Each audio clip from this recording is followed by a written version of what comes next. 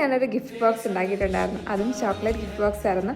ഉണ്ടാക്കി കഴിഞ്ഞപ്പോൾ ഞാൻ തന്നെ ആ ചോക്ലേറ്റ്സ് ഒക്കെ എടുത്ത് കഴിച്ചു കഴിഞ്ഞപ്പോൾ എനിക്ക് കവർ കളയാൻ തോന്നിയില്ല. അപ്പോൾ ഞാൻ ഓർത്ത് അത് വെച്ചിട്ട് എന്തെങ്കിലും ഒരു കുട്ടി ക്രാഫ്റ്റ് ചെയ്യാമെന്ന്. പിന്നെ ഫെറോറോഷൻ്റെ കവറല്ല, കാണാൻ പ്രത്യേക ഒരു ഭംഗിയാണ്. അപ്പോൾ ഞാൻ ഓർത്ത് എന്തായാലും കാർഡ്ബോർഡ് എടുത്തിട്ട് വൈറ്റ് ചാർട്ട് പേപ്പർ ഒട്ടിച്ചിട്ട് അതിൽ ചെയ്യാമെന്ന്.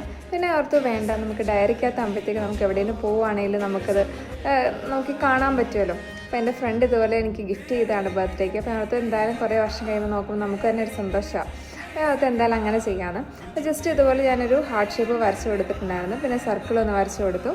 അപ്പോൾ ഹാർട്ട് ഷേപ്പിനകത്ത് ഗോൾഡൻ പേപ്പറും പിന്നെ സർക്കിളിൽ ഞാൻ ഇതുപോലെ ബ്രൗൺ പേപ്പറാണ് ഒട്ടിച്ച് കൊടുക്കുന്നത്.